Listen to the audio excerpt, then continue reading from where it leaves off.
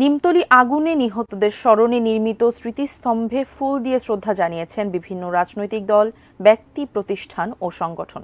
সকালে আওয়ামী লীগের পক্ষ থেকে নিহতদের প্রতি শ্রদ্ধা জানান দলটির প্রেসিডিয়াম সদস্য ডক্টর মোস্তফা জালাল মহিউদ্দিন ও স্থানীয় সংসদ সদস্য সুলাইমান সেলিম।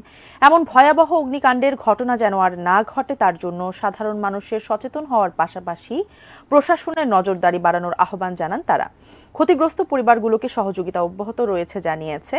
পুরান ঢাকা থেকে রাসায়নিক গোডাউন সরিয়ে নেওয়ার কাজ চলছে বলে জানান স্থানীয় সংসদ সদস্য। 2010 সালের আজকের দিনেই রাসায়নিক গোডাউন থেকে লাগা ভয়াবহ আগুনে পুড়ে মৃত্যু হয় 124 জনের।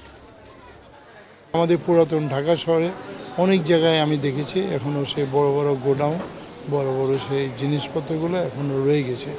এটা অবশ্যই যখনই অনুষ্ঠানটি হয় তখন আমাদের টনক নড়ে, আমরা একটু চেষ্টা করি, কিন্তু মূলত আমরা অভিষ্ট লক্ষ্যে পৌঁছাতে পারি না। সামাজিক ভূমিকা এখানে পালন করা হচ্ছে এবং একই সাথে প্রশাসনের সাথে যথেষ্ট সমন্বয় রয়েছে। রাজনৈতিক যারা নেতৃবৃন্দ আছে তারাও সচেতনতা তৈরি করার লক্ষ্যে তারা নিরলস পরিশ্রম করে যাচ্ছে যাতে এই ধরনের ঘটনা যাতে পুনরায় যাতে না ঘটে।